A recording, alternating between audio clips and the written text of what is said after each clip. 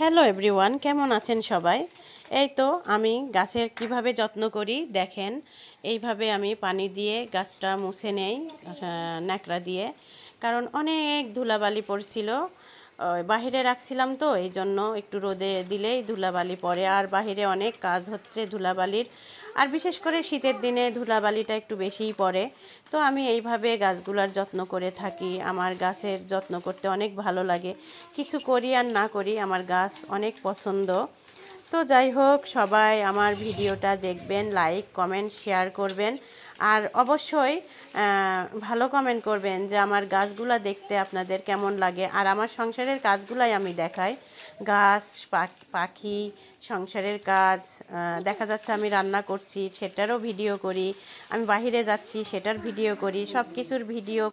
আর এই যে সব কিছুরই ভিডিও দেই, জাস্ট আমার সংসারে যা হয় সেটারই ভিডিও আমি দেই।